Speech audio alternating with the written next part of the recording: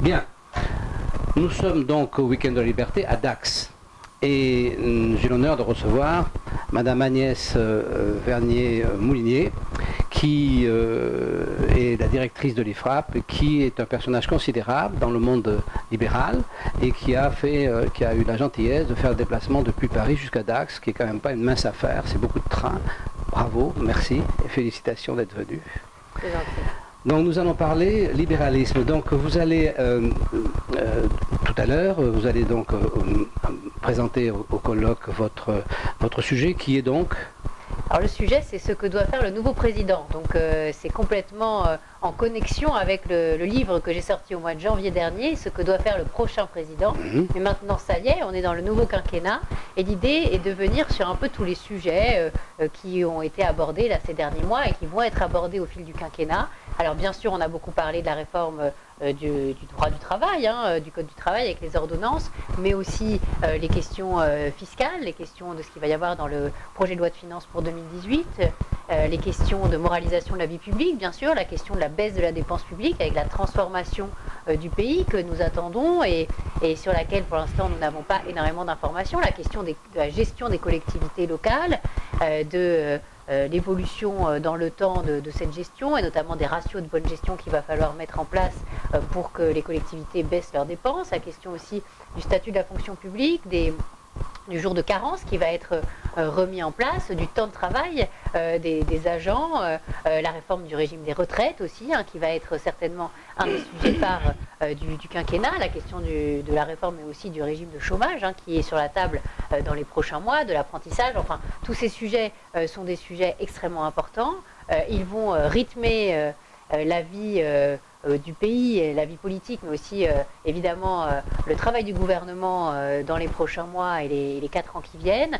Et l'idée, c'est d'avoir toujours à la fois un regard constructif, mais aussi assez critique sur les mesures qui sont adoptées. Est-ce qu'elles vont assez loin? Est-ce qu'elles ne vont pas assez loin?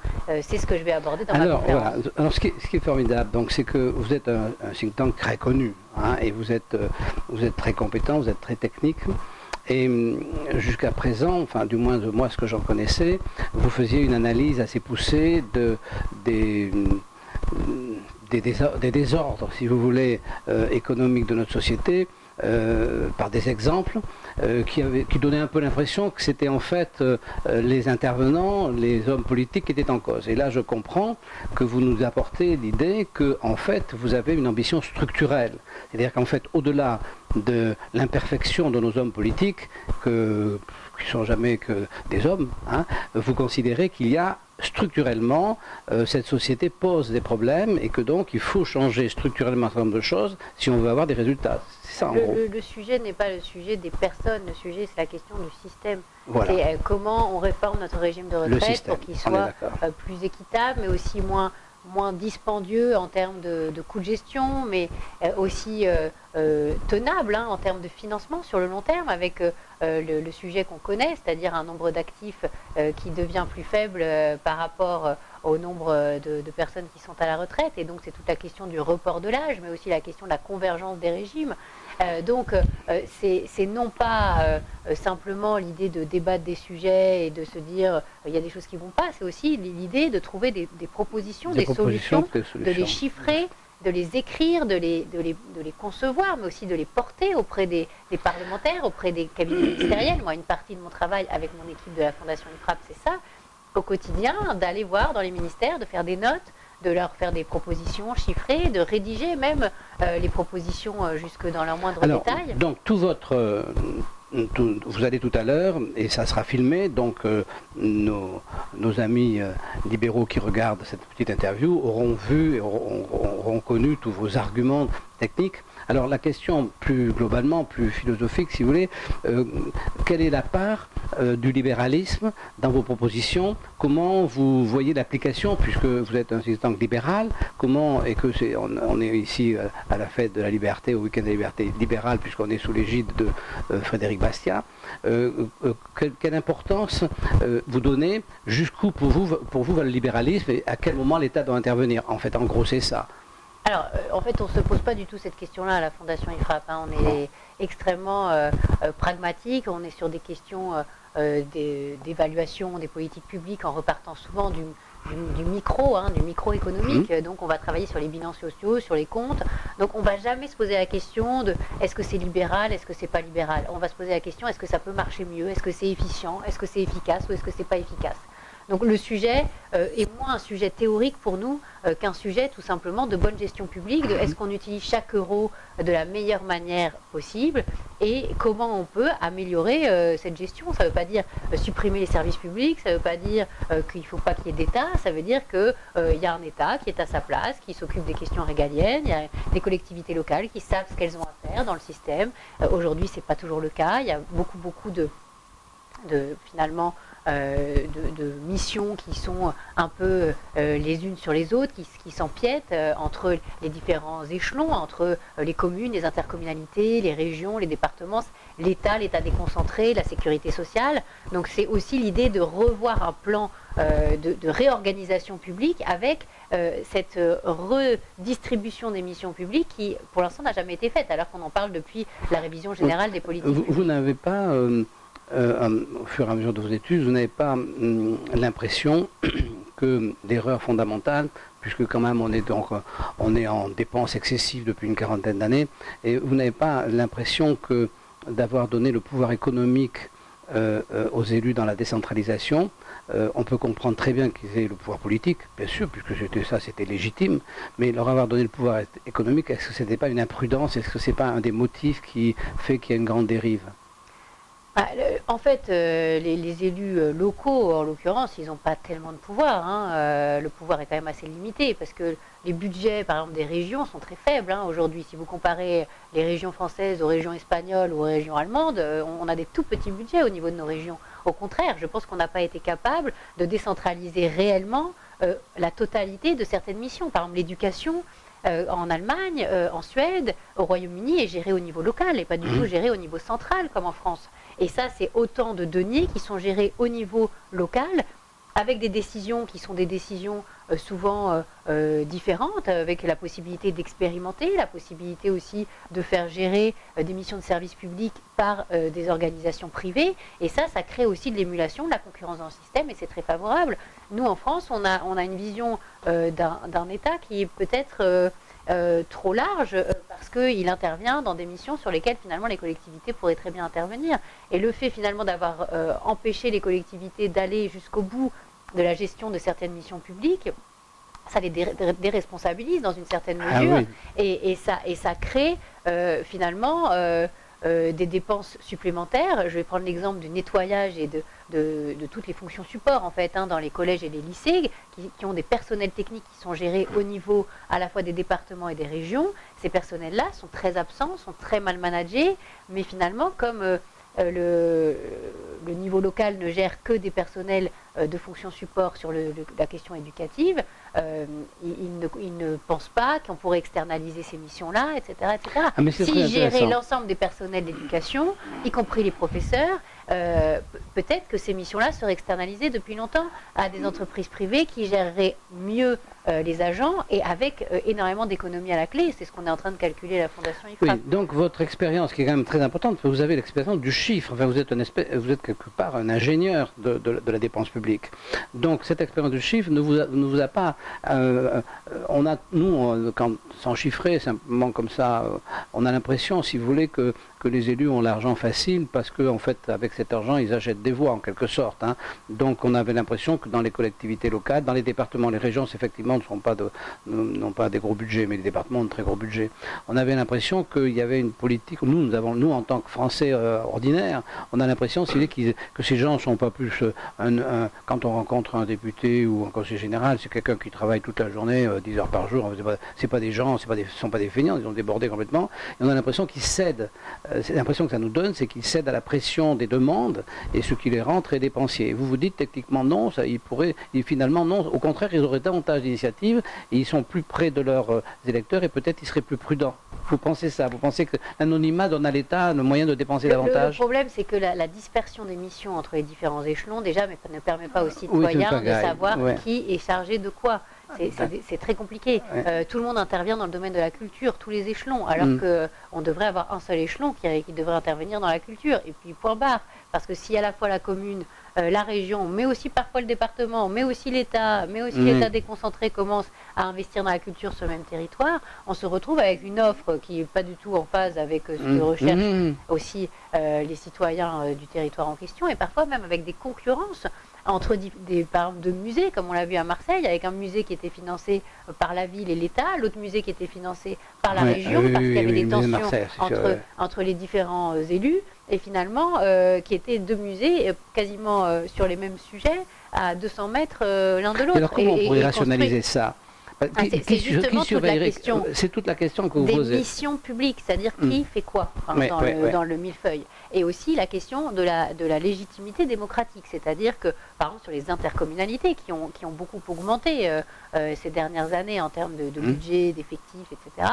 Les intercommunalités, c'est pas très transparent. C'est pas démocratique du tout. C'est pas très direct. Il n'y a pas d'élection au suffrage direct. Donc, tandis que le maire, il est beaucoup plus lié à la population. Mais on n'a pas voulu, dans les années 70, quand on a créé les intercommunalités, on n'a pas voulu réduire le nombre de communes. Donc, on a fait un peu de l'entre-deux. Voilà. Et c'est vrai que c'est au niveau du bloc communal qu'on a la dépense publique la plus importante, la dépense publique locale la plus importante, puisqu'on est environ à 140 milliards d'euros, quand les départements sont autour de 70 milliards et quand les régions sont autour d'une trentaine de milliards. Donc, c'est vrai que là, on peut se poser la question de la bonne organisation. Nous, à la Fondation IFRAP, on dit qu'il faut réduire énormément le nombre d'élus et le nombre de communes et le nombre d'échelons. Supprimer le département, réduire le nombre de communes. Aujourd'hui, on en a à peu près 35 000 et quelques. Peut-être 10 000, ça veut dire aussi les fusionner avec les intercommunalités, et ça veut dire les responsabiliser plus, ça leur donner aussi plus de missions. Moi je suis resté, parce que je suis évidemment beaucoup moins jeune que vous, je suis resté à l'époque où il y avait un personnage qui surveillait la dépense de l'État, qui était le préfet. Donc ce préfet qui était ONI, parce que justement c'est lui qui avait les cordons de la bourse, ce préfet donc a disparu complètement, il ne sert plus à grand chose, et effectivement ce rôle n'existe plus, et donc il y a à trouver un rôle qui permette de freiner ces dépenses locales qui sont un peu différentes des dépenses de l'État.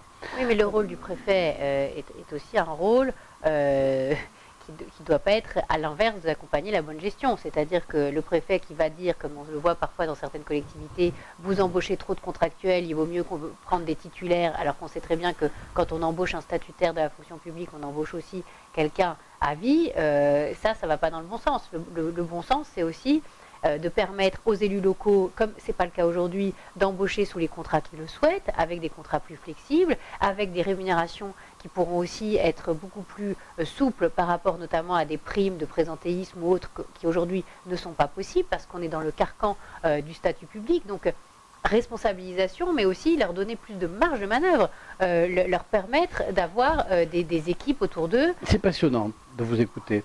C'est passionnant, mais alors on se pose la question, quand on est un homme ordinaire comme moi, on se dit, bon, mais c'est passionnant, non seulement c'est passionnant, mais c'est évident.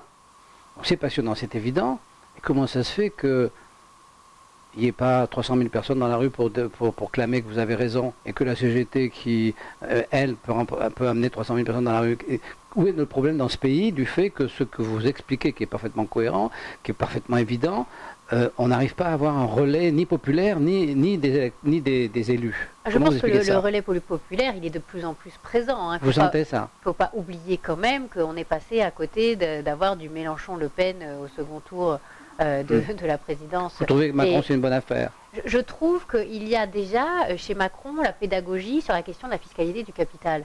La fiscalité du capital, même la droite sous Nicolas Sarkozy, nous disait qu'il fallait augmenter pour être au niveau de la fiscalité du travail. Souvenons-nous, faisons un petit retour en arrière dans les années 2011, 2012, début 2012, c'est ce qu'on entendait à droite. Donc, assumer qu'il faut baisser la pression fiscale sur le capital, qu'il faut supprimer la moitié ou les 2/3 de l'ISF, en tout cas sur... Oui, mais vous avez vu son image. Mais le sujet... Vous avez raison, mais son image... Le sujet n'est pas les sondages ou l'image qu'on peut avoir dans l'opinion publique à un instant T. Le sujet, c'est la réforme au service de l'intérêt général. Si on ne pilote que au sondage ou à la rue, on ne fera jamais les réformes dont la France a besoin. Donc là, il y a une opportunité avec peut-être, on verra, mais en tout cas, quelques bonnes intuitions, l'idée aussi qu'il faut baisser la dépense publique, l'idée qu'il faut baisser la pression fiscale, l'idée qu'il faut autonomiser un peu plus les écoles, etc. Il y a un ministre qui s'appelle Jean-Michel Blanquer qui a quand même de très bonnes idées et qui a même assumé de dire dans le JDD qu'on devait pouvoir copier les bonnes choses, les bonnes mesures, les bonnes pratiques de l'enseignement privé, ce qui n'est quand même pas rien pour un ministre de l'Éducation nationale. Absolument. Donc, voilà, il y a de bonnes initiatives, il y a des choses qui vont pas assez loin, c'est sûr, mais les Français ont quand même choisi d'avoir un repli finalement de la dépense, un repli de la pression fiscale. C'est ça qu'ils ont choisi dans cette élection de 2017. Alors après, évidemment, ça ne va pas assez loin parce que il faudrait arriver à 40% de taux de prélèvement obligatoire. On est à 44,7 là. On a même augmenté en 2017 par rapport à 2016. Donc c'est ça qui est quand même très paradoxal. Bon, bien sûr, le gouvernement n'a pas fait de loi de finances rectificative, donc il n'y est pas pour grand-chose. Néanmoins, vous voyez d'où on part. On part de très loin. On est devant les Danois aujourd'hui en termes de prélèvement obligatoire. On est devant les Finlandais en termes de dépenses publiques. Donc là, les prestations qui vont avec, parce que ont des prestations qu'on n'a pas. Aujourd'hui, les Français ont compris qu'on est allé trop loin. Voilà. Ils l'ont compris aussi parce que nous et d'autres ont fait le travail de pédagogie, d'explication, etc. Et quand vous dites 300 000, 400 000, je pense qu'il y a beaucoup plus que ça en termes de personnes en France qui sont convaincues du fait qu'il faut un reflux pour pouvoir créer de l'emploi aussi. C'est-à-dire que c'est la condition sine qua non, la baisse de la pression fiscale et la baisse de la dépense publique, à la création d'emplois marchands dans les territoires. Et aujourd'hui, on voit très bien que quand Édouard Philippe dit les emplois aidés, ça ne marche pas, tout le monde est d'accord. Voilà. Alors qu'il y a 5 ans ou 6 ans, on aurait dit mais enfin, mais si, etc. etc. Donc le travail qu'on fait au quotidien, un peu la goutte d'eau sur la pierre depuis des années, et que j'ai fait aussi avec ce livre, Ce que doit faire le prochain président, et que j'ai fait précédemment avec On va dans le mur, qui a été aussi un livre qui a été beaucoup lu. Hein. Emmanuel Macron, il l'avait sur son bureau à Bercy quand il était ministre à Bercy. Ça participe à la pédagogie. C'est pas l'essentiel, mais ça participe à l'idée qu'on peut faire bouger aussi les choses au niveau des mentalités, de l'opinion publique, et on le fait aussi par la télévision, par la radio, par des conférences, aussi des auditions à l'Assemblée, au Sénat, au Conseil d'État, à la Cour des comptes, à la Haute Autorité de Transparence de la Vie Publique. Donc on est sur tous les fronts, et je crois que petit à petit, on fait avancer ces idées-là. Et j'espère que dans les prochaines années, je ne dis pas que tout sera résolu en 5 ans, j'y crois pas tellement, mais que dans les 10 prochaines années... Vous sentez qu'il y a une volonté, vous sentez que le pays ne va pas se mettre en opposition et que petit à petit, ce qu'on appelle finalement la masse silencieuse serait de votre côté, c'est ce que vous ressentez? Mais le pays, l'opposition, c'est un peu ce que veut nous jouer Jean-Luc Mélenchon ou la CGT, mais ça ne marche pas parce qu'en réalité, au fond... la plupart de ceux qui sont dans l'action au quotidien, qui travaillent en tant que salariés, en tant qu'entrepreneurs, en tant qu'indépendants, sont aussi convaincus du fait que les bataillons qui sont dans la rue sont des bataillons qui sont aussi très largement sponsorisés par le secteur public, qui sont très largement des agents des grandes entreprises publiques, mais aussi des administrations publiques. Et à un moment, ça se voit. Voilà. Donc, je pense que il y a aussi une évolution. La CFDT est arrivée maintenant, alors c'est pas parfait, mais c'est un syndicat qui est quand même plus réformateur, à prendre le lead en termes de syndicat. Ce qu'il va falloir faire, et j'en parlerai tout à l'heure à ma conférence, c'est aussi changer le syndicalisme français, parce qu'il est un facteur de blocage beaucoup trop important. Comme le sont d'ailleurs nos élus locaux, comme le sont certains dans nos administrations publiques qui ne veulent pas vraiment réformer, comme le sont certains des grands corps de l'État. Et là, il va falloir emmener tout le monde vers cette idée de la réforme. Vous avez une vraie passion. Vous êtes une femme d'État. C'est intéressant de vous écouter. Vous avez une vraie passion qui est à l'intérieur de vous. Ça se voit. On va parler de votre livre, parce qu'après, on n'aura plus beaucoup de temps. Ah oui. Mais moi, je vous écouterai 2 heures, mais après, les gens qui vont écouter, ils vont peut-être pas écouter 2 heures. Donc, il faut qu'on reste dans des délais raisonnables. Donc, parlez-nous de votre ouvrage. Alors, ce livre, c'est très simple, hein, c'était la feuille de route pour le gouvernement. C'était le livre qui était fait avant les élections. Il est sorti en janvier, il est toujours d'actualité. Et donc, il n'est pas démodé. Voilà, c'est ça qui est important. Il n'est pas démodé, pourquoi? Parce que dedans, j'ai listé toutes les réformes, avec le calendrier en annexe, on a toutes les réformes, toutes les ordonnances qu'il faudrait passer, les référendums qu'on peut faire, la réduction du nombre d'élus, la réduction du nombre de strates, comme j'en parlais tout à l'heure, la réduction du nombre d'aides sociales, en une aide sociale unique qui soit imposable. Enfin, voilà, il y a énormément de choses, mais des choses qui ont été aussi largement débattues pendant la présidentielle, parce qu'on a beaucoup travaillé sur les programmes aussi, on a fait tout un comparateur des programmes. Alors, je suis sûr que les gens qui nous ont écoutés, les personnes qui nous ont écoutés, qu'on remercie, vont avoir évidemment envie de lire ce livre. Alors, je précise qu'il est chez Albin Michel, je suppose qu'on le trouve dans toutes les librairies. Si vous n'avez pas de libraire à côté de chez vous, vous allez chez Amazon. Donc, écoutez, madame, je ne vous connaissais pas, bien sûr, je suis ravi de faire votre connaissance, et je suis surtout je suis un vieux monsieur, je suis très marqué par l'idée de cette force que vous avez au fond de vous, et donc je suppose qu'elle n'est pas toute seule, elle n'est pas isolée, qu'elle vient aussi du fait qu'il y a des gens que vous sentez qui sont conquis par ce que vous dites, et je crois qu'on doit espérer beaucoup d'avenir à Madame Verdier-Molinier. On avait reçu l'année dernière M. Zimmern, qui est le concepteur initial, le fondateur, qui était un homme charmant, mais qui est comme moi de l'autre côté de la barricade. Hein. Donc on vous souhaite beaucoup d'avenir et que vous ne vous trompez pas, quoi, que ce soit vrai tout ça. Hein. Écoutez, on va rien lâcher en tout cas. Voilà. Merci beaucoup. Merci. Au revoir à tout le monde.